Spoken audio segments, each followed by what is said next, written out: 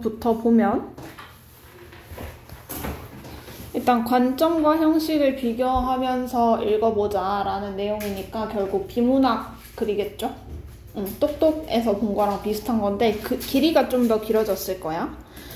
그래서 글의 관점이란 글쓴이가 글에서 다루는 화제에 관해 갖는 기본적인 태도나 방향 또는 처지를 말하죠. 아이고.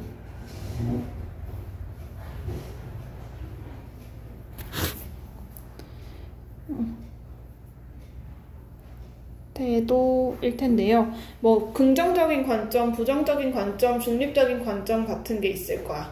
예를 들어서 어떤 사회 현상을 다룬다면 여기에 대해서 긍정적으로 이건 우리 사회에 매우 좋은 제도 같아, 뭐 매우 좋은 현상 같아라고 평가를 할 수도 있을 거고, 혹은 비판하면서 이건 고쳐져야 돼, 이건 잘못된 거야 라고 말할 수도 있겠죠. 그래서 여러 가지 관점이 있다. 근데 이걸 파악하는 방법은 뭐냐면 글의 첫 번째는 제목이에요. 제목이 우리 글 읽을 때 제목에 대해서 신경 안 쓰는 경우가 많잖아. 근데 생각보다 엄청 중요하거든. 왜냐하면 제목은 글쓴이의 관점과 내용과 태도를 압축적으로 전달해주는 한마디이기 때문에 글쓴이의 관점이 단적으로 드러나는 경우가 많다라고 할 수 있어. 그리고 두 번째는 글의 앞부분에서 글쓴이의 관점을 파악하는 건데, 이건 특히 어떤 글일 때 좋냐면 두 갈씩 글일 때 앞부분에서 관점을 파악하기가 좋아요.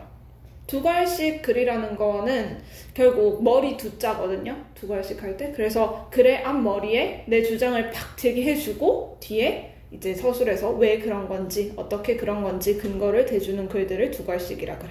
반대로 글의 마지막에 그래서 이렇게 해야 돼 라고 주장할 수도 있겠지.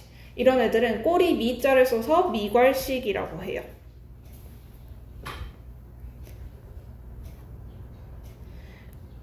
자, 그리고 앞이랑 뒤에 둘 다 글의 내용이라던가 글쓴이의 관점을 강조할 수 있겠지. 이런 애들을 양쪽 다 강조한다 그래서 양괄식이라 그럽니다. 글의 주제 제시 방법은 크게 이렇게 세 가지라고 할 수 있어요. 자, 그래서 앞부분에서 글쓴이의 관점을 파악하면 뒷부분의 내용을 예측하는 데 도움이 된다고 말하고 있어요. 그리고 문단의 중심 문장을 찾아 정리하며 글쓴이의 관점을 파악한다. 쌤이 늘 똑똑하면서 한 문단을 하나의 내용으로 요약할 수 있다라고 말하지. 그게 결국 중심 문장에 나타난 거거든. 특히나 내신 문제 같은 경우에는 문단별로 중심 문장이 하나 혹은 두 개로 좀 확실하게 지어줄 거야. 그러면 좀 더 파악하기 쉬울 거고요. 글 전체의 내용도 요약해야겠지. 문단별로 이 내용, 저 내용, 이 내용이 제시됐다면 얘네가 어떻게 연결되는 건지. 첫 번째 문단에서 문제 상황을 제시했다면 두 번째 문단에 해결책이 있는지 아니면 그 문제 상황이 심화됐는지 이런 것들 정리해 나가면서 봐야 큰 글 전체를 하나로 볼 수 있을 거야. 그리고 관점이 뚜렷하게 드러나지 않는 경우도 있어요. 특히나 중립적 관점 같은 경우는 내가 확고하게 난 여기서 중립이야 라고 말하지 않는 이상은 어느 편인지 알기 어렵지. 이렇게 뚜렷하게 드러나지 않는 경우는 글의 내용을 토대로 하여 짐작할 수 있습니다. 글에 사용된 단어, 문장의 태도, 지향 같은 것들을 기준으로 글쓴이는 좀 더 긍정적인 입장이구나 혹은 부정적인 입장이구나, 여기에 대해서 반대하는구나 찬성하는구나를 짐작을 할 수 있을 거예요. 그래서 관점을 드러내는 방식은 주장하는 글이냐 광고문이냐에 따라서 조금 달라질 수 있는데, 주장하는 글은 우리는 무엇을 해야 됩니다. 이고 광고문은 어떤 제품이라던가 서비스를 판매하기 위한 목적을 가지고 있겠죠. 결국 둘 다 설득을 글의 목적으로 한다는 건 같아요. 설득은 나와 의견이 다른 대상을 의견이 같은 대상으로 만드는 과정이지. 그래서 그 대상에 대한 관점이 비교적 명확하게 드러납니다. 광고에서, 에어컨 광고에서 이 에어컨 시원할 수도 있고 안 시원할 수도 있어 라고 말하는 거 본 적 없지. 그랑 똑같아요. 주장하는 글도 근데 얘는 좋을 수도 있고 안 좋을 수도 있어. 우리는 이걸 해야 될 수도 있고 안 해야 될 수도 있어 라고 말하기보다는 좀 더 명확하게 우린 이걸 해야 돼. 이게 옳은 거고 바른 거야 라고 주장하는 게 공통점이다 라고 생각하면 돼요. 근데 차이점은 어쨌든 주장하는 글은 글이지. 얘가 우리가 생각하는 비문학이죠. 독서. 그렇기 때문에 서론, 본론, 결론으로 구성이 짜여져 있어요. 소설에서 발단, 전개, 위기, 절정, 결말이라는 구성 단계가 있는 것처럼 일반적인 글도 서론, 본론, 결론으로 구성되어 있어야 이해하기 쉽고 논리적으로 제시될 수 있어.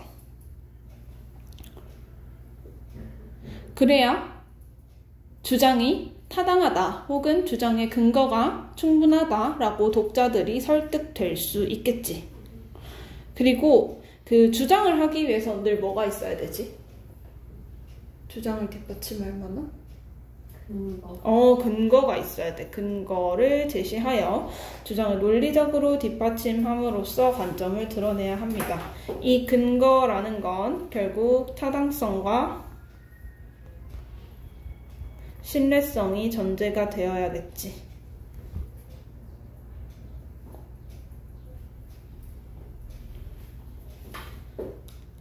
글은 많이 읽어봤죠, 우리. 근데 광고문을 이런 식으로 생각해 본 적이 없을 거야, 아마도. 대학교 가면은 광고를 이렇게 하나 딱 갖다 놓고, 예를 들어 요즘 대선 기간이잖아요? 그런 벽보를 하나 딱 갖다 놓고 이걸 한번 시각 기호로 분석해봐 이런 식으로 얘기를 하거든. 그 정도 되면 이제 광고도 설득을 목적으로 하는구나를 깨닫게 돼. 결국 광고는 시각 이미지랑 짧은 문구를 제시하죠. 인상적인 이미지와 문구를 사용함으로써 대상에 대한 관점을 직관적으로 드러냅니다. 그치? 대선 후보들도 색깔 하나 딱 사용하지. 드러내면 안 되지만 요즘 투표하러 가면 연예인들 드러내면 안 되지만 색깔 하나를 딱 사용해서 인상적인 이미지를 조성하려고 한다는 거야. 또 심지어 좀 강렬한 색깔들을 사용하는 경향이 있죠. 광고라던가 롯데리아 광고만 생각해도 그치? 혹은 뭐가 있을까? 에어컨 광고도 막 하얀색을 사용하기보다는 강력한 시원함을 어필할 수 있는 파란색 이런 식으로 사용하는 걸 보면 좀 더 인상적인 이미지를 사용하는 게 직관적으로 드러내기에 좋다라고 합니다. 직관적이라는 말은 결국 판단이나 추리 따위의 사유작용을 거치지 아니하고 대상을 직접적으로 파악하는 거예요. 얘를 한눈에 보면 알 수 있도록 하는 겁니다. 그래서 여러 글을 비교하면서 읽으면 좋은 점이 일단 사고의 폭을 넓힐 수 있겠지. 예를 들어서 A라는 법에 대해서 찬성하는 글도 읽어보고 반대하는 글도 읽어보면은 얘네는 어떤 논리 때문에 찬성하는구나. 근데 어떤 결함이 있겠구나. 얘는 어떤 논리 때문에 반대하는구나. 근데 어떤 결함이 있겠구나. 나는 이 사이에서 어떤 견지를 가져야겠구나. 사고의 폭을 넓힐 수 있겠죠. 그리고 화제에 대한 지식이 풍부해지는 건 당연하겠지. 주장하는 글은 대부분 전문가가 쓴 글일 거야. 글의 내용을 깊이 이해할 수 있다는 것도 좋은 점이고요. 화제를 균형 있게 바라보는 시각을 가질 수 있습니다. 중요하지. 화제에 대한 자신의 관점을 명확하게 세우는 데 도움이 됩니다. 결국 어떤 주장하는 글을 읽는다는 것은 내가 이 주장하는 글에 대해서 비판할지 혹은 지지할지 찬성할지를 정하는 과정이기도 하잖아. 그렇다면 그 주장하는 대상에 대해서도 내 관점을 좀 더 탄탄하게 만들 수 있겠지. 내가 어떤 주장하는 글을 읽었어. 근데 좀 말이 안 되는 것 같아. 이치에 맞지 않는 것 같아 라고 하면 나는 그 반대의 입장을 더 탄탄하게 다질 수 있는 거겠지. 간단하게 1에서 4번 풀어볼까요?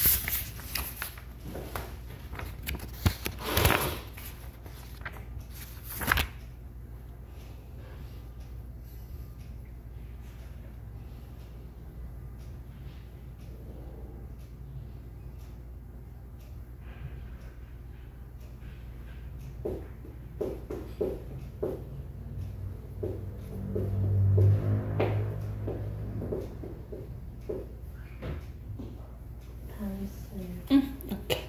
자, 1번. 땡땡이란 글쓴이가 화제를 바라보는 기본적인 태도나 방향, 처지를 의미합니다. 뭐지? 관점 맞고요. 글의 관점에 대한 설명으로 알맞지 않은 것은 답은 몇 번이죠? 1번. 1번. 그치? 왜죠? 잠시만. 자, 봅시다. 2번부터 볼게. 글의 제목의 관점이 단적으로 드러나기도 한다. 아까 얘기했지. 그리고 긍정적, 부정적, 중립적 관점이 있다. 또 얘기했고. 대체로 한 편의 글에서 글의 관점은 일관되게 유지된다. 맞습니다. 같은 화제를 다룬 글이라면 글의 내용이나 형식이 유사하다. 쌤이 틀렸네. 1번이 아니라 5번이네. 그치? 글쓴이의 경험, 지식, 가치관에 따라 결정되겠죠? 근데 5번, 같은 화제를 다룬 글이라도 내용이나 형식이나 관점들은 다 달라질 수도 있겠지. 글의 관점을 파악하는 방법으로 알맞지 않은 것은 답은? 4번. 자, 모든 글은 제목을 통해 관점을 파악할 수 있다. 아니죠. 관점이 뚜렷하게 드러나지 않는 글도 있고 또 글의 제목에서 약간 줄타기를 하면서 약간 밀당을 하면서 이제 관점을 줄지 말지를 밀당을 하는 경우도 있어요. 그러면 오히려 글을 뒤에 읽기가 더 재밌어지는 경우들도 있겠지. 4번은 답이 뭘까요? 4번. 화제에 대한 선입견을 가지게 되는 게 아니라 사고의 폭이 오히려 넓어지죠. 다양성을 인정하게 되지. 그래서 본문으로 가볼게요. 123쪽이고 이칠 권리 법제화 시급해입니다. 글의 제목에 글쓴이의 관점이 단적으로 드러나죠. 글쓴이는 이칠 권리의 법제화가 시급하다고 주장하는 쪽일까? 아니면 이칠 권리는 법제화되면 안 된다고 주장하는 쪽일까? 시급하다고 주장하는 쪽이야. 여기에 자, 글쓴이의 관점이 단적으로 드러나는 제목이라고 써주면 될 것 같아요.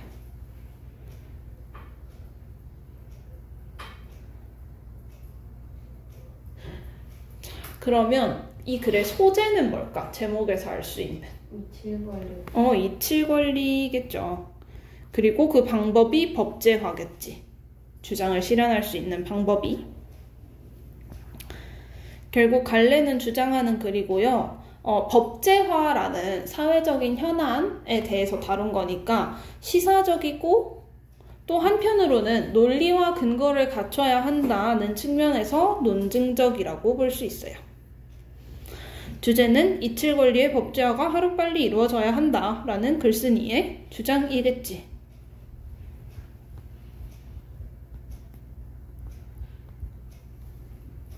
특징은 주장과 근거가 분명하게 나타난다. 뚜렷하게 나타난다는 거고 현재 시행하고 있는 법의 한계를 지적하며 이칠 권리 법제화의 필요성을 주장한다라는 건데 이 두 가지 특징은 글을 읽으면서 한번 찾아보면 되겠죠? 자, 첫 번째 문단부터 유럽연합은 2018년 5월 유럽 일반 개인정보보호법을 시행하였다. 이 법에는 개인의 자신에 관한 정보를 삭제하도록 요청할 권리가 포함되어 있는데 그동안 유럽을 중심으로 하여 많은 논란이 있었던 이칠 권리가 한층 강화된 것이다. 이에 따라 국내에서도 개인이 타인에게 자신과 관련한 글이나 사진, 동영상 등 인터넷 상에 있는 개인정보를 지워달라고 요청할 수 있는 권리인 이칠 권리를 법제화해야 한다는 목소리가 커지고 있다. 그렇다면 이칠 권리를 법제화해야 하는 까닭은 무엇일까? 라고 첫 번째 문단이 마무리되고 있는데요. 일단 이칠 권리의 개념이 제시되고 있지. 어디에서 제시되고 있어? 여기. 아이고.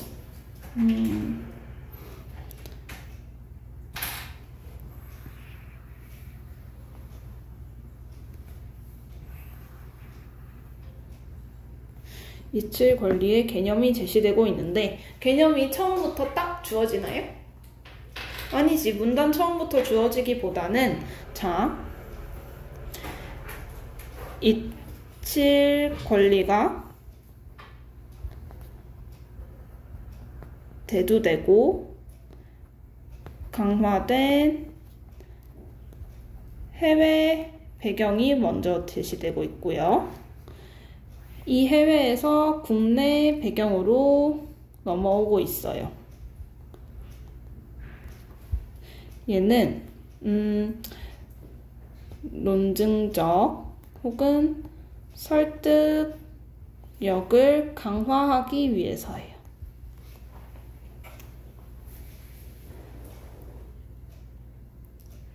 선진국의 예시를 먼저 들어주면 우리나라도 뭔가 당연히 그래야 할 것 같은 느낌이 있지. 예를 들어서 노르웨이의 복지 제도는 우리가 본받아야 할 대상으로 여겨지죠. 그렇기 때문에 해외 배경을 먼저 제시하고 국내에서도 이칠 권리가 법제화되어야 한다는 목소리가 커지고 있다 입니다. 그리고 의문형 으로 주장을 제기해서 문제의식의 강화가 이루어졌습니다. 왜 해야 할까? 라고 하면 뭔가 문제가 있나 봐 라고 독자들이 느끼겠지.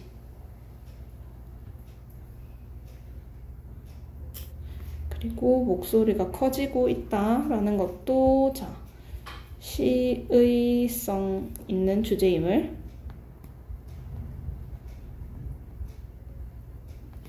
강조하는 것입니다. 이 시의성은 시기적절함을 의미해요. 시의성이란 말 앞으로 많이 나올 거거든. 우리 수능을 쳐도 그 수능 비문학을 보면 대부분은 한두 문단 정도는 이제 한두 지문 정도는 시의성 있는 주제의 지문으로 연결돼. 쌤이 수능을 칠 때는 한창 AI가 처음 대두될 때여서 AI에 관련된 지문이 나왔거든. 혹은 지금 정치적 변화를 다루고 있는 시기라면 정치적 변화를 거치고 있는 시기라면 수능 지문에서 쌤은 충분히 정치나 이에 관련된 법 지문이 나올 수 있다고 생각해. 그런 식으로 시기적절하다라는 걸 한자어로 시의성이라고 한다. 목소리가 커지고 있다는 건 그만큼 시의성이 있다는 거겠지? 자, 그래서 서론의 소주제는 이칠 권리를 법제화해야 한다는 목소리가 커지고 있다 이고요. 나는 글의 서론이라고 할 수 있습니다.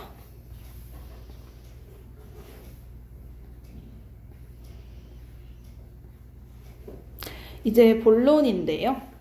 본론에서는 나열식으로 근거를 제시해주면서 좀 더 논리적이고 독자들이 이해하기 쉽게 이제 주장과 근거의 관계를 설명해 줄 거예요.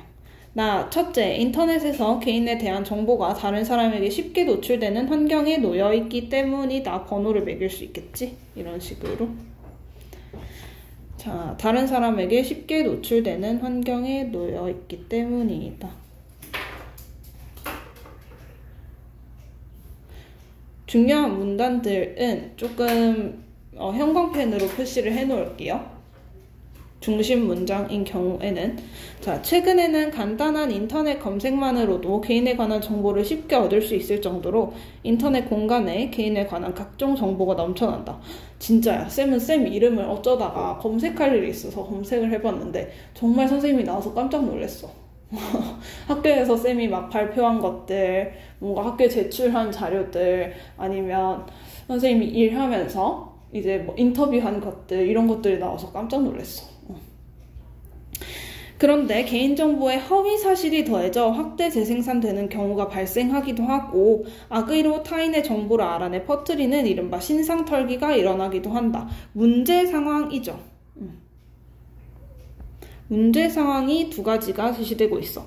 사실 인터넷 공간에 개인정보가 존재하는 것만으로는 문제가 안 될 수 있어.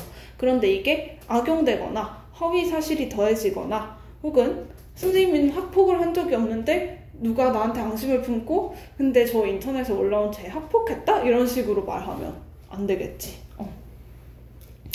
이러한 문제는 심각한 사생활 침해로 이루어질 수 있으며 그러한 일을 겪은 사람은 사회생활을 정상적으로 하기 어려울 수 있다. 이런 식으로 문제 상황의 결과예요. 자, 두알식으로 근거 잠시만 으로 근거 제시하고요. 뒷받침하고 있어. 사실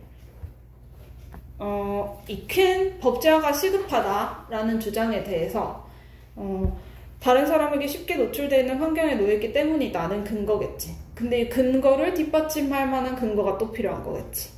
그래서 그 근거를 뒷받침할 만한 근거 2개로 문제 상황 1번, 2번을 제시해주고 있는 거예요.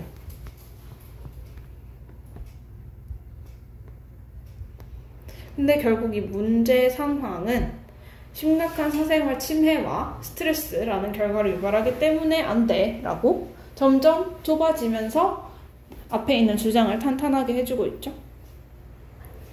자, 그래서 이게 중심 문장. 쌤이 지금 파란색으로 형광펜을 치고 있는 게 중심 문장이라고 할 수 있습니다. 다 문단. 자, 둘째, 이칠 권리의 법제화로 개인정보 자기 결정권을 보장할 수 있기 때문이다. 인데요. 첫 번째 근거는 문제 상황을 해결하기 위한 수단이었지. 근데 두 번째는 긍정적인 방향으로 나아가기 위한 수단인 거예요. 첫 번째는 자 마이너스에서 0으로 가기 위한 수단이었다면 두 번째는 0에서 플러스로 가기 위한 수단인 거야. 어떤 느낌인지 알겠지? 자, 개인정보 자기결정권이 이 문단의 키워드겠다. 개인정보 자기결정권은 개인 스스로가 자신에 관한 정보를 어느 범위까지 공개할 것인지, 공개한 정보가 어떻게 이용될 것인지를 결정할 수 있는 권리이다. 정의의 방법으로 개념을 설명해주고 있죠.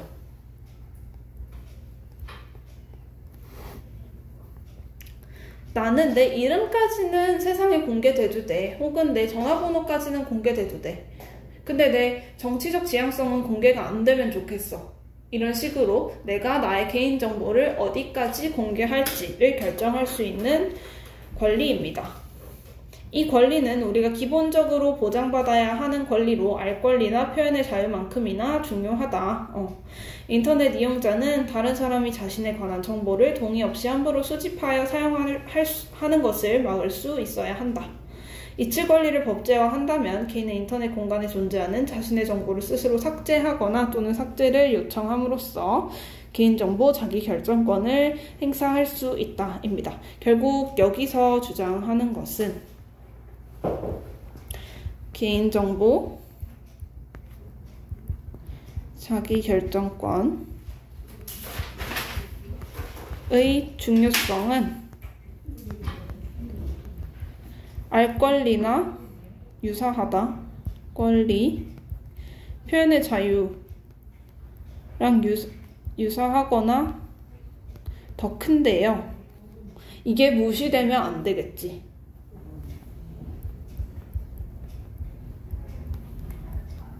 없는 기본적 권리라는 것을 주장하고 있어요. 이 간단한 문장을 이렇게 줄줄 표현해 놓은 거예요.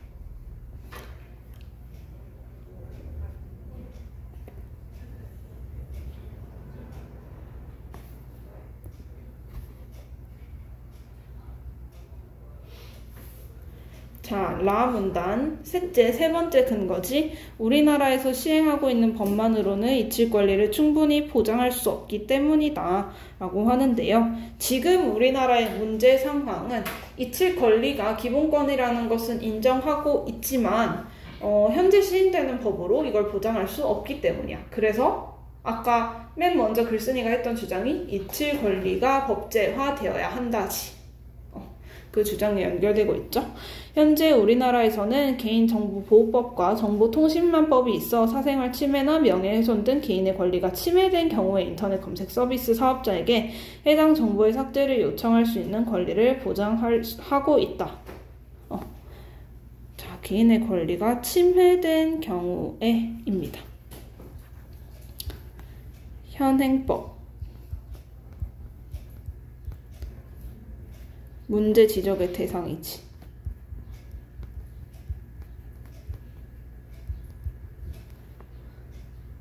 그런데 문제는 그 정보 때문에 사생활이 침해되었거나 명예가 훼손되었다는 사실을 증명해야만 삭제를 요청할 수 있다는 점이다. 이게 문제점이죠. 나는 내 이름이 인터넷에서 떠도는 것만으로도 기분이 나쁠 수 있는데 누가 내 이름이랑 전화번호를 갖고 보이스피싱을 하기 전까지는 내가 내 정보를 지울 수 없는 거야. 기분이 나쁠 수 있겠지. 즉 해당 정보를 삭제하고 싶어도 그 정보 때문에 사생활 침해나 명예훼손이 발생하였다는 사실을 증명할 수 없다면 삭제할 수 없는 것이다. 따라서 이칠 권리를 보장할 수 없죠. 현행법만으로는.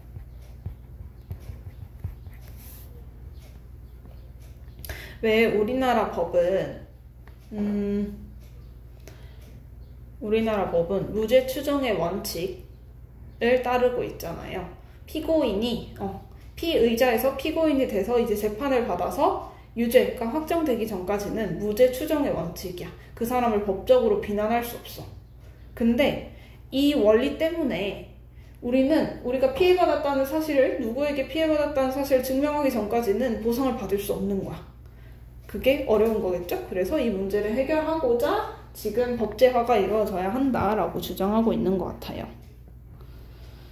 그래서 이까지가 본론인데 본론에서 총 몇 개의 큰 세 가지 근거를 제시했어?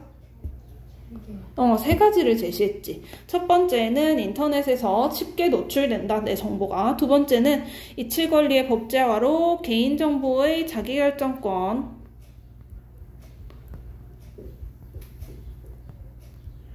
을 보장할 수 있다. 세 번째는 우리나라에서 시행되고 있는 법만으로는 이칠 권리를 충분히 보장할 수 없다라는 거예요. 이 세 개가 되게 긴밀하게 연결되지 않니? 첫 번째에서는 사생활이 침해될 만한 문제 상황을 제시해주고 있어. 첫 번째 근거에서는. 그렇기 때문에 법제화해야 돼. 이칠 권리 보장은 필요해 라고 하는데 그래서 이칠 권리가 뭔데? 라는 질문에 대해서 두 번째에서 이칠 권리는 알 권리나 표현의 자유만큼이나 중요하게 보장되어야 할 기본권이야 라고 논리적으로 이론적으로 근거를 보충해주고 있고 그래서 세 번째는 법제화라는 키워드에 가서 왜 법제화가 이루어져야 되는지에 대해서 설명하는 거야. 늘 그 수행평가에서 이런 주장하는 글 쓸 때도 있잖아요. 그때 한 본론의 3가지 정도 근거를 들어주는 게 제일 논리적이야. 제일 설득하기가 쉬워. 그래서 이런 식으로 연결이 되고 있다. 3가지 근거가.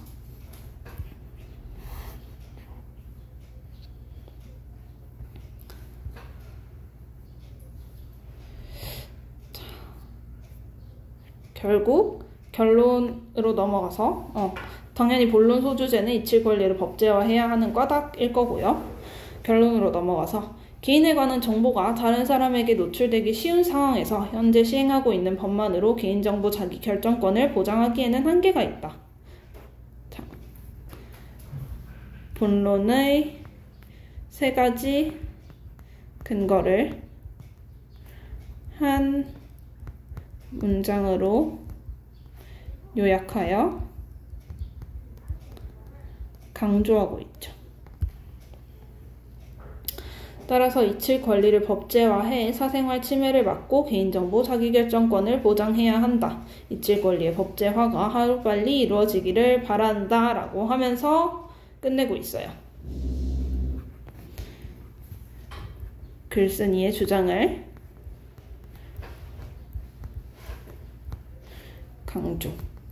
강조하면서 마무리하고 있죠. 이 글은 앞부분보다는 뒷부분의 주장에 힘을 더 싣고 있는 글이지. 앞부분에는 뭔가 이칠 권리의 배경이랑 대두된 배경이라던가 문제 제기를 해줬다면 이제 뒷부분에서는 글을 그 글쓴이의 관점을 확실하게 강조하면서 마무리를 하고 있어요. 그래서 일단은 7번까지 풀어볼까요? 샤이니 더워? 에어컨 틀어줄까? 여기구나.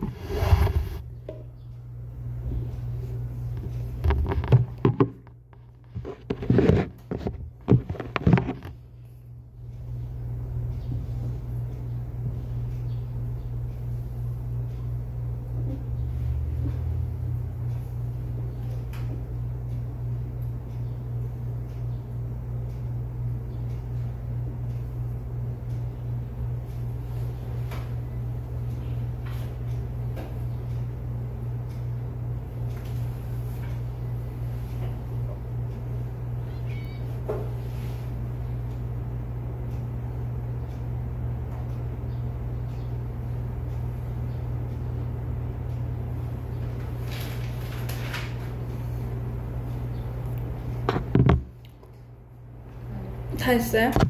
자, 이 글의 제목을 통해 알 수 있는 이칠권리 법제화에 대한 글쓴이의 관점은 긍정적 관점이고요. 이칠권리에 대한 설명으로 알맞지 않은 것은 5번 타인의 개인정보가 아니라 나의 개인정보지. 자, 3번 나를 통해 글쓴이가 궁극적으로 주장하려는 것은?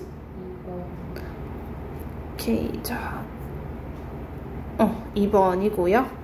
4번 개인정보 자기결정권에 대한 설명으로 알맞지 않은 것은? 2번 동등하다 라고 말하고 있죠. 5번 글쓴이의 입장이 명확하게 드러나도록 라의 중심 내용을 쓰래. 우리나라에서 시행되는 그치. 우리나라에서 시행되고 있는 법 혹은 현행법만으로는 이칠 권리를 충분히 보장할 수 없다. 이고 6번 기억에 대한 설명으로 알맞지 않은 것은? 기억은 개인정보법과 보호법과 정보통신망법인데 그치. 3번 폐지할 수 있는 법이다 라고는 안 했어. 피해를 입은 사람들에게도 삭제할 권리를 줘야겠지. 니은의 효과와 거리가 먼 것은? 4번 개선할 수 있다. 그치. 그렇다고 할 수 있겠죠. 그래서 첫 번째 가라는 글은 이칠 권리의 법제화에 대해서 긍정적으로 바라본 글이야. 근데 부정적으로 바라본 글도 있겠지. 우리가 한 편의 글만 읽었기 때문에 지금은 이 주장이 굉장히 맞는 말처럼 보여요. 대신에 글을 여러 가지 읽어서 사고의 폭을 넓혀 볼게요. 나 이칠 권리 법제화 신중해야. 이것도 글쓴이의 관점이 단적으로 드러나는 제목. 대신에 가보다는 좀 덜 단적이야. 가는 시급해 라고 하면서 강조하고 있는데 우리 신중하게 결정을 해볼까 라고 한다는 것은 아예 반대는 아닐 수도 있겠다. 그치? 대신에 이칠권리 법제화라는 키워드 그리고 신중해야 한다는 글쓴이의 견지는 단적으로 드러나고 있어요. 이 역시 시사적이고 논증적인 성격을 가지고 특징 중에서는 일상생활에서 일어날 법한 일을 들고 있다는 게 가 글이랑 다연점이겠죠. 자, 서론부터 읽어볼게요. 2014년 5월 유럽 사법재판소는 인터넷 상의 개인정보 삭제를 요구하는 재판에서 이칠 권리를 인정하는 판결을 내렸다. 스페인의 한 변호사가 자신의 개인정보가 담긴 기사를 발견하고 인터넷 검색 서비스 업체에 해당 기사가 검색되지 않도록 요청하였는데 법원에서 이 주장을 받아들인 것이다.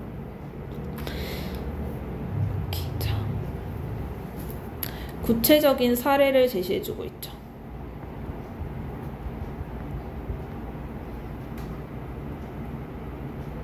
그리고 해외의 배경 제시에서 국내로 나아간다는 점은 똑같아요. 이 판결을 계기로 하여 많은 국가에서 이칠 권리에 관해 관심을 두기 시작하였다. 최근에는 우리나라에서도 이칠 권리 법제화에 관한 논의가 활발하게 진행되고 있다. 그런데 이칠 권리를 법제화하면 다음과 같은 문제들이 생길 수 있다 라고 하면서 자, 이 두 문장이 결국 이 서론 부분의 중요한 문장일 것 같아요. 이칠 권리의 법제화는 지금 굉장히 시의성 있는 주제인 건 분명한데 법제화를 바로 하면 문제점들이 생길 수 있어. 우리 이걸 함께 볼까라고 하고 있어. 결국 얘는 부정적 관점임을 시사하죠.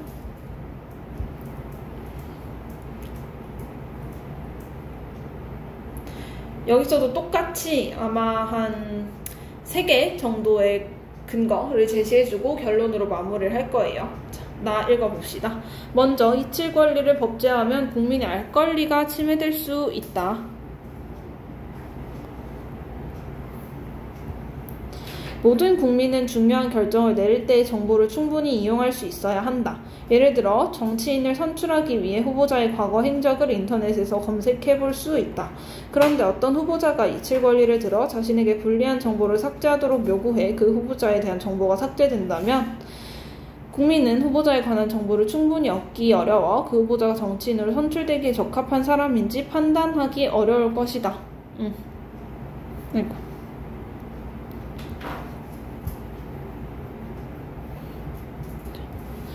일상에서 겪을 법한 예시죠.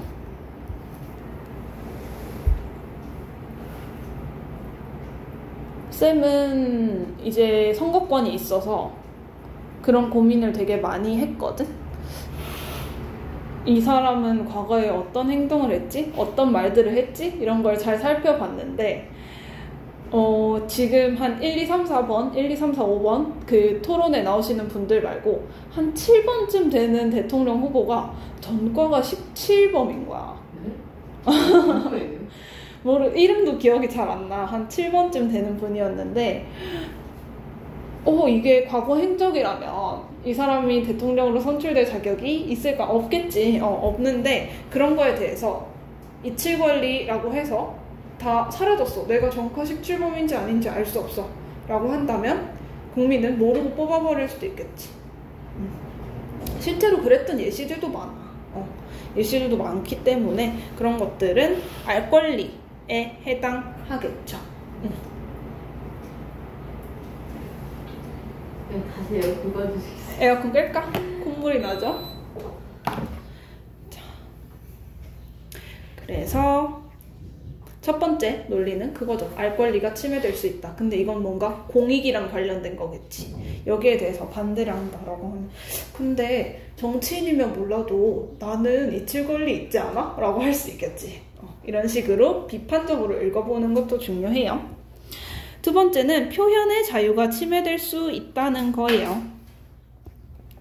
표현의 자유는 자신의 생각이나 의견 따위를 주장 따위를 자유롭게 표현할 수 있는 권리로 이거는 정의의 방법으로 표현의 자유의 개념을 설명해주고 있죠. 민주주의에서 필수 불가결을 기본권이라고 할 수 있다.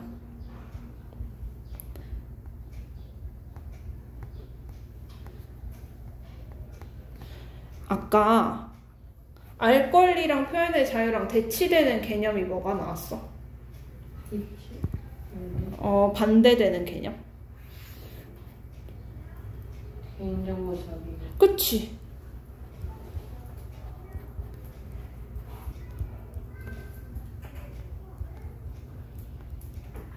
만약에 이 글쓴이 둘이 100분 토론에 나왔어. 그러면은 글의 글쓴이가 먼저 개인정보 자기 결정권을 보장하기 위해서 이치권리 법제화를 해야 돼 라고 말한다면 나의 글쓴이는 정면 반박하겠지. 아니 알 권리랑 표현의 자유도 중요하지 않아? 라고 말할 거야. 예를 들어 민호가 친구인 정수를 평가한 내용이 담긴 게시물을 자신의 누리소통망에 올렸다고 가정해보자. 이칠 권리를 법제화하면 정수는 민호에게 해당 게시물을 삭제해달라고 요구할 수 있다. 이럴 경우 게시물을 올린 민호의 표현의 자유가 침해될 수 있는 것이다. 조금 납득이 가는 일상생활 속 사례인가요?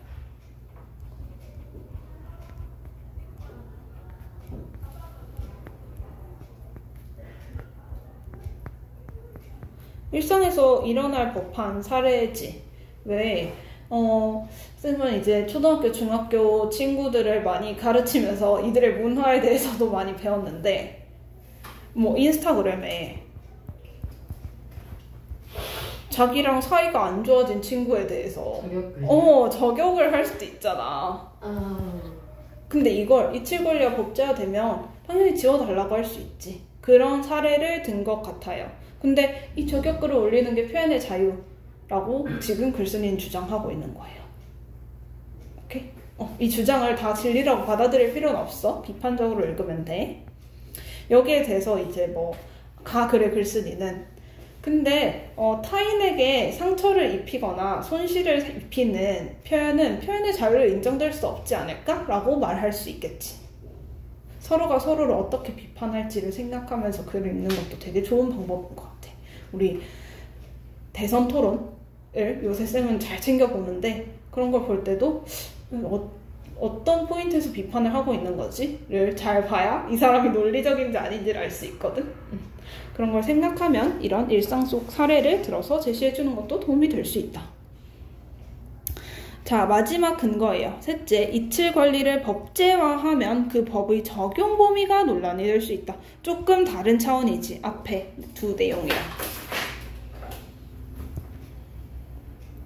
그 법의 적용 범위가 논란이 될 수 있다는 건데, 같은 정보에 관해 어떤 사람은 공적인 영역에 속하는 정보로 해당 정보를 함부로 삭제하는 것에 대해 반대할 수 있다. 예를 들어 정치인에 대한 정보면 이 사람이 전과 몇 범인지는 다 공개돼야 돼. 근데 정치인이 아니야. 그럼 공개되면 안 돼. 라고 선을 그어버리면 이 적용 범위가 굉장히 애매모호해지죠. 평등권에 어긋날 수 있겠지. 한편 또 다른 사람은 해당 정보를 순수한 사적 영역에 속하는 정보로 보아 이칠 권리의 적용 대상이라고 판단할 수 있다. 우리가 보기엔 그 전과 17범인 대통령의 정보는 공적인 정보인데 그 사람 입장에선 사적인 정보겠지. 그치? 공무원과 같은 공인이 누군가와 식사를 하였다는 정보는 공적 정보일까 사적 정보일까 판단하기 어려운 문제이다. 이렇듯 이칠 권리를 법제화하면 어디까지를 개인정보로 볼 것인지에 대한 논란이 커질 것이다.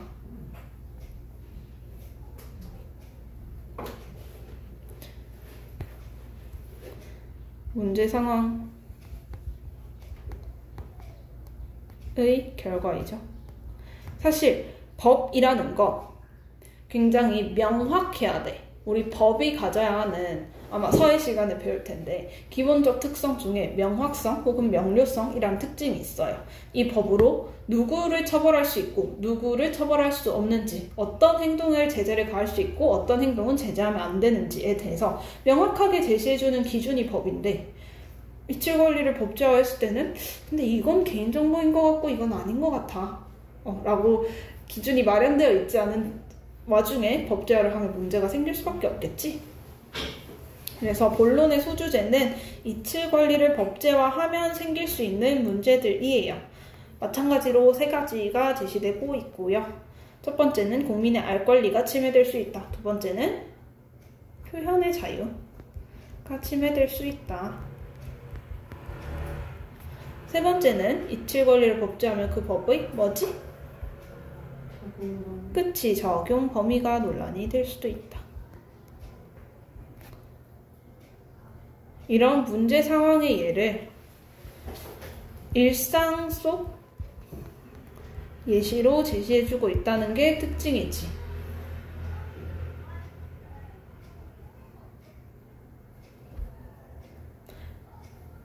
오케이, 자, 결론 봅시다. 지금까지 살펴본 것과 같이 이칠 권리를 법제화하면 여러 가지 문제가 생길 수 있다. 그러므로 이칠 권리를 성급하게 법제화하려 하지 말고 인터넷 서비스 검색 분야의 기업들이 사회 통념을 고려하여 정보를 삭제할 수 있는 기준과 절차를 마련해 시행하는 것이 바람직하다. 이칠 권리의 법제화 신중하게 접근해야 한다. 라고 하면서 글쓴이의 주장으로 마무리를 하고 있는데요. 자, 여기에서 대안을 제시해주고 있어. 국가 차원의 법제화보다 기업 차원의 규정 마련인 거야. 네이버나 구글에 어떤 사람에 대한 부정적인 단어를 검색하면 검색 필터가 작동하지 않는 경우들이 있잖아요. 그런 것처럼 국가 차원에서 이를 법으로 딱 설정해가지고 뭐는 되고 뭐는 안 돼 라고 하는 건 좀 더 신중하게 우리가 아직 인터넷에 대해서 접근한 지 얼마 시간이 되지 않았으니까 신중하게 접근을 해야 되고, 이런 검색 장치를 마련한 기업들이 오히려 이런 것들은 사생활 침해가 될 수 있으니까 검색이 안 되게 만들고, 이런 내부적인 규정을 더 탄탄하게 다져야 한다는 거야. 대안을 제시했다는 특징이 있죠. 오케이, 그래서 14번까지도 한번 풀어볼까?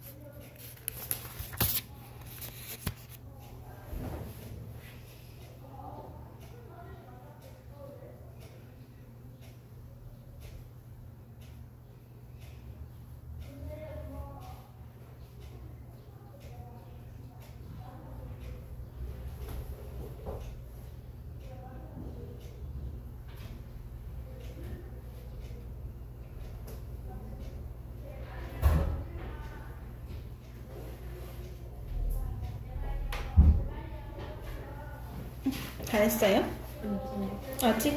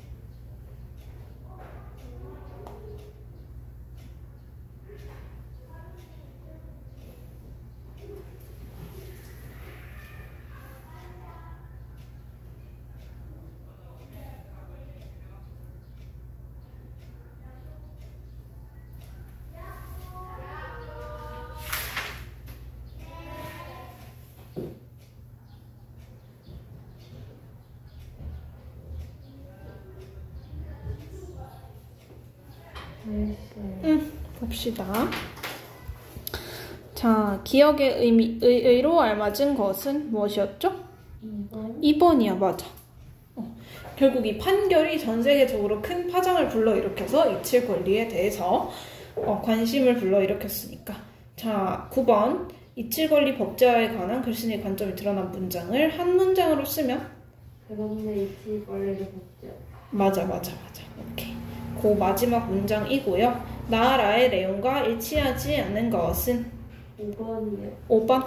정치인 후보자의 행적을 검색할 수 있는 것은 표현의 자유가 아니라 알 권리와 관련이 있죠. 두 가지 개념 헷갈리기 쉬운데 헷갈리면 안 되겠다. 그치? 자, 라를 바탕으로 할 때 이칠 권리가 적용될 수 있는 대상으로 알맞은 것은? 약간 1번. 잘 모르겠어요. 결국 라를 바탕으로 할 때 자, 공적인 영역에 속하는 정보로 본다면 얘는 이칠 권리가 보장되지 않겠지. 근데 어떤 정보로 본다면 순수한 사적 영역에 속하는 정보로 본다면 이칠 권리가 보장되어야 한다고 주장하겠지. 4번. 그래서 4번이에요. 자, 라를 참고할 때 글쓴이가 이칠 권리의 법제화를 대하는 관점은? 근데 11번에 4번에 순수한 사적 영역에 속하는 공인에 관한 정보입니다. 그렇게 돼 있구나. 잠시만. 공무원 공인. 그치. 이칠 권리가 적용될 수 있는 대상으로 알맞은 것은 이라고 했으니까 5번이 더 맞을 것 같아요. 그러니까 라 문단은 결정적으로 무엇은 이칠 권리에 들어갈 수 있어, 무엇은 이칠 권리에 들어갈 수 없어를 파악할 수 없다는 내용을 주장하고 있잖아. 그렇기 때문에 5번에서는 이칠 권리의 대상이 될 수도 있어. 그런데 알 권리의 대상도 될 수 있어 라고 주장하겠지. 어렵나요? 1번이랑 5번이 헷갈릴 수 있겠다. 근데 개인과 관련된 모든 정보에 대한 언급이 안 나와 있으니까 사람에 따라 공적인지 사적인지 판단이 달라지는 정보라서 이렇게 판단이 달라지죠, 두 개가. 오케이, 자, 12번 라를 참고할 때 대하는 관점은? 부정적 관점이에요. 글쓴이의 주장을 한 문장으로 쓰시오. 이칠 권리의 법제화는 신중한 접근이 필요하다. 그치, 맞아요. 14번 이칠 권리의 법제화의 대안으로 알맞은 것은? 5번. 기업들이 삭제의 기준과 절차를 마련해야 한다가 대안이었죠? 11번은 조금 어려울 수 있겠다. 체크해 놓을게요. 그래서 이제 상반된 주장을 하는 글을 읽어봤고 여기에 대해서 이제 시험 공부를 하면서 해야 할 작업은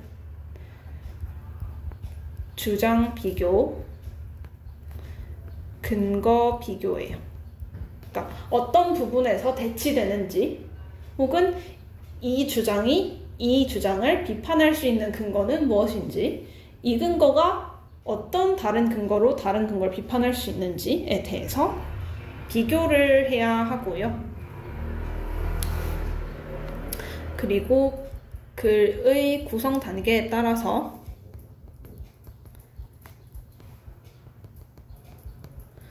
흐름, 정리, 논리적 관계 정리하기예요. 그래서 이렇게 개요를 작성을 해본다면 이런 식으로 표현이 될 수 있겠지. 근데 결국 시험 공부하려면 나만의 개요도 만들어 놔야겠죠. 이런 식으로 비교를 할 수 있다는 거야.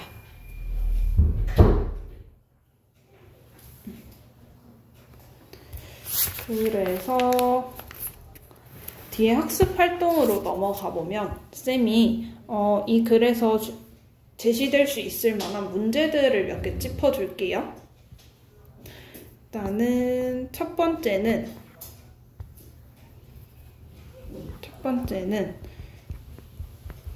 두 글에 대한 비교야. 아까 말했듯이.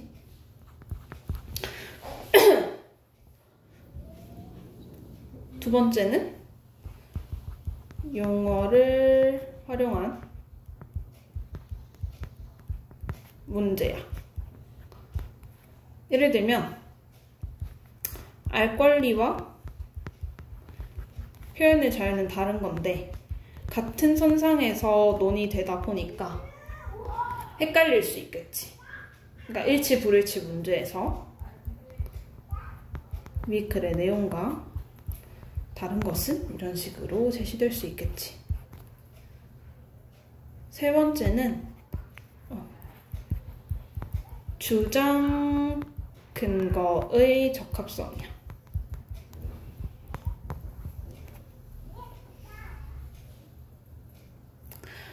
가 글을 예시로 봤을 때 우리 두 번째 근거로 개인정보 자기결정권이 보장되어야 한다고 했잖아.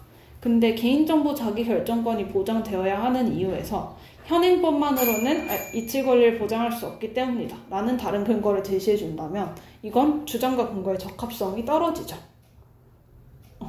근데 글의 흐름이라던가 글의 개요를 어느 정도 내가 머릿속에 넣어둔다면 이 주장에는 이 근거가 적합했지, 이 주장에는 이 근거가 적합하지 않았지를 판단해서 이 문제를 풀 수 있겠지. 그치? 그리고 네 번째는 활용 문제인데요. 글, 광고문, 변화예요. 얘는 글을 이렇게 제시해 주고요. 얘를 광고문으로 바꿔보았다. 공익 광고이다 라고 해서 자, 뭐 이렇게 그림이 있어. 혹은 문구가 있어. 기역, 니은, 뭐 디귿 이렇게 해서 두 개 간에 연결이 되는지 기역이 글의 어떤 부분을 설명한 그림이 맞는지 이런 것들에 대해서 제시를 해줄 거예요. 어떤 느낌인지 알겠지? 그 129쪽 볼까? 129쪽에 학습활동 광고문 보면 이런 식으로 해주겠죠. 이런 식으로 보기 문제 하나 나오겠지. 그렇습니다. 혹시 쌤이 저번 기억이 안 나는데 서술형 문제 나오나요? 저번에 안 나왔어요. 저번에 안 나왔어요? 이거는 나올 수도 있고. 안 나올 것 같긴 한데 안 말해줬어요. 그래? 혹시 나온다면은 서술형 문제 출제될 수 있습니다 라고 하신다면은 요 글에 두 가지 글에 중심 문장은 체크해 놓기. 외울 필요는 없겠죠. 지문에 제시될 테니까 중심 문장 체크해 두시고 요거 비교하는 건 당연히 객관식 문제를 풀든 서술형 문제를 풀든 필요한데 서술형 문제를 풀 때 선생님이 원하시는 건 아무래도 정확한 용어야. 정확한 용어를 사용해서 이치 권리의 법제화랑 이제 법제화라는 용어를 쓰면 좋겠어. 근데 뭐 도입이라고만 쓰면 부분 점수를 주시거나 깎을 수 있겠지. 결국 서술형의 당락은 이런 데서 나온다고 생각해요, 쌤은. 그래서 진도는 이렇게 나가면 될 것 같아. 그리고 뒤에 살짝 문제를 풀어볼까요? 숙제를 조금 줄이고. 학습활동 엿보기를 풀어보자. 빈칸을 채우고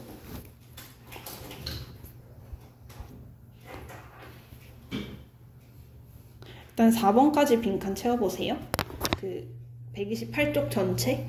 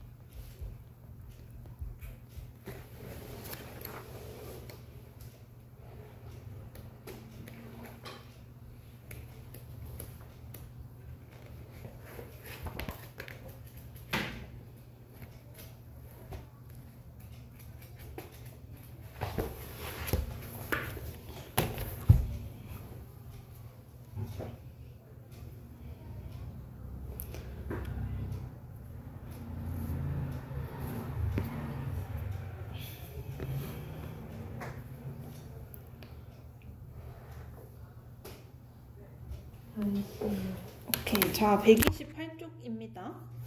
1번 가와나에서 공통적으로 다른 화제는 이칠권리의 법제화이고요. 가의 내용을 주장과 근거로 나누면 두 번째 주장에서는 개인정보 차기 결정권을 보장할 수 있다. 나의 내용을 나누면 첫 번째 근거에서는 알 권리, 세 번째는 적용 범위가 논란이 될 수 있다. 그래서 관점을 비교해서 정리를 해보면요. 이칠권리 법제화의 이점? 이칠권리 법제화의 필요성 혹은 시급성이라고 생각하면 돼. 빨리 해야 돼 라는 걸 주장했지. 나는 생길 수 있는 문제점들을 제시했다. 맞고요. 1번 가와나의 공통점이 아닌 것은 4번 화제에 대한 관점이 반대죠. 2번 가를 통해 글쓴이가 궁극적으로 주장하는 내용으로 알맞은 것은 1번 이칠 권리의 법제화가 필요하다. 궁극적으로 주장하려는 것은 언제나 글 전체의 주제, 관점이라고 생각하면 돼요. 3번 법제화에 관한 나의 관점과 관련 깊은 속담은 5번 빈대 잡으려고 초가 삼간 태운다. 이치권리 법제화에 대한 나의 관점은 결국 생길 수 있는 문제점이죠. 소 읽고 외양간 고친다. 아니지. 도랑치고 가재 잡는다. 아니죠. 숭어가 뛰니까 망둥이도 뛴다. 아니고 서당께 3년이면 풍을 한다. 아니고 5번이 맞는 답인 것 같아요. 이칠권리 법제화에 대한 가와 나의 관점이 바르게 연결된 것은 2번이죠. 긍정적, 부정적 관점입니다. 그리고 7번까지도 풀어볼까요? 그냥 끝까지 풀어보면 될 것 같아요. 130쪽까지.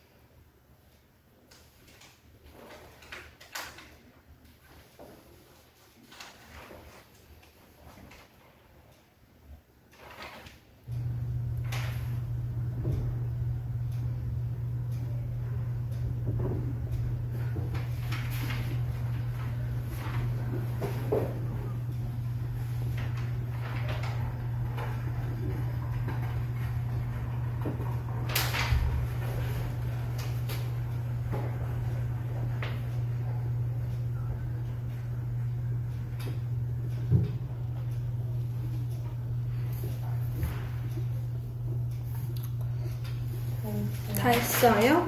자, 봅시다. 5번, 나에서 주장의 타당성을 높이기 위해 사용한 방법으로 알맞은 것은? 3번, 예상되는 문제 상황을 근거로 제시했지. 그걸 심지어는 일상생활 속에서 제시를 했죠. 6번, 이 광고문에 대한 설명으로 알맞지 않은 것은?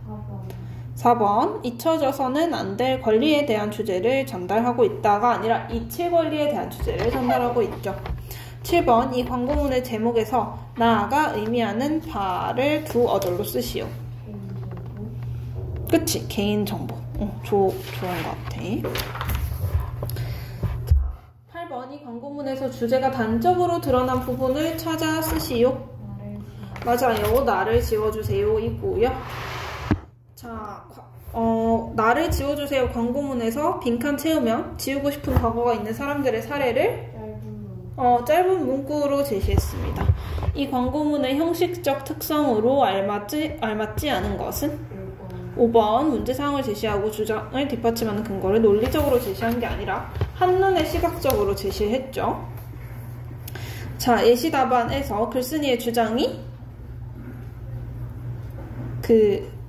괄호 3번 모르겠어요? 글쓴이의 주장이 명확히 밝히고 있어서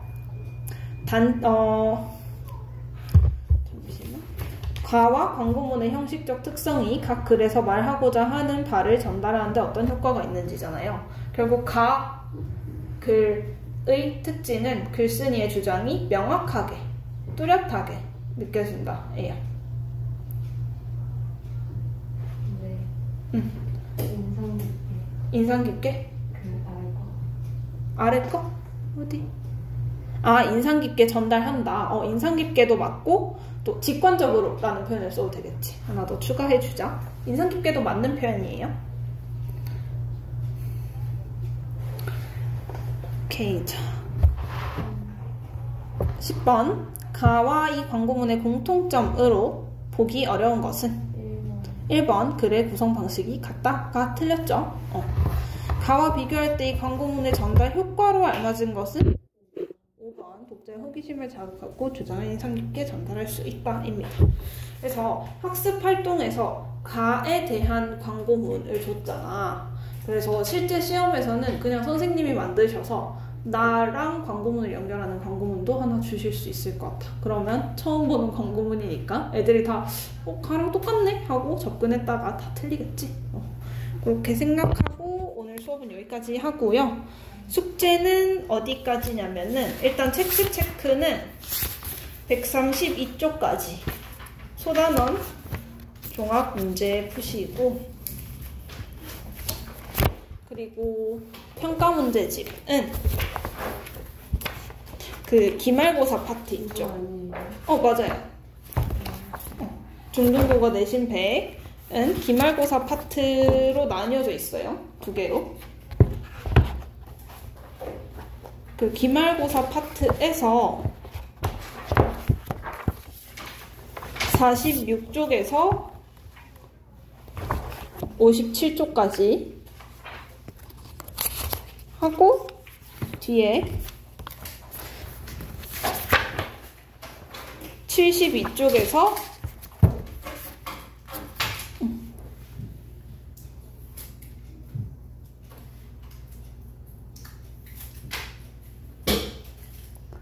46에서 57까지랑 72에서 74쪽 10번까지입니다. 딱 광고문 요 문제 나오지? 그래서 이렇게 풀면 됩니다. 오늘 수업 여기까지 할게요.